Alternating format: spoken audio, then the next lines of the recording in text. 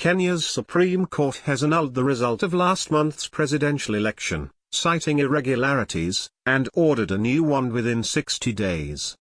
The ruling makes Kenya the first African country to have a presidential poll invalidated by a court.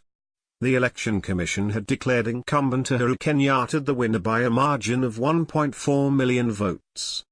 But the opposition argued that the Commission's IT system had been hacked to manipulate the results. 8 things about the Kenyan elections. Chief Justice David Maraga said that the 8th of August election had not been conducted in accordance with the Constitution and declared it invalid, null and void.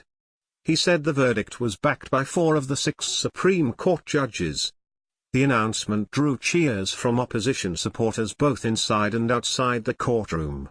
Justice Maraga said the Election Commission had failed to conduct the presidential election in a manner consistent with the dictates of the Constitution. He did not elaborate on any irregularities, but said the court would provide details in a full judgment within 21 days. Dissenting judges said that the NASA Opposition Alliance, which had petitioned the Supreme Court, failed to prove claims that the polls had been rigged. International election monitors from the EU, the African Union and the US said there had been no major fraud on election day and urged opposition candidate Raila Odinga to concede. The election sparked days of sporadic protests, in which at least 28 people were killed.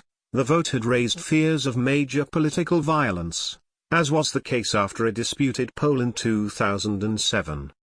Mr. Odinga said the ruling marked a historic day for the people of Kenya and by extension for the people of the continent of Africa. He added that he had no faith at all in the Electoral Commission as currently constituted and called for the prosecution of its members. A lawyer for President Kenyatta said the decision had been very political but had to be respected. Raila Odinga will feel vindicated against accusations that he was just being a bad loser in challenging President Kenyatta's win. However, this historic decision is a massive indictment of the Electoral Commission. It is therefore no surprise that the opposition NASA coalition is now calling for a new team to manage the next elections. This is also a setback for the international, and some local, election observers, who profusely praised the election as free, fair and credible. People will be watching for the reaction of former U.S. Secretary of State John Kerry, who was the head of the mission for U.S. NGO the Carter Center, whose positive assessment of the election was used in court. Regardless of the winners and losers following the ruling, this is a proud moment for Kenya. The litigation and debate on the merits of the election was done at the Supreme Court and not on the streets. Chief Justice Maraga said it best in his opening statement, "The greatness of a nation lies in its fidelity to the Constitution and the strict adherence to the rule of law." Are you in Kenya? What is your reaction to this news?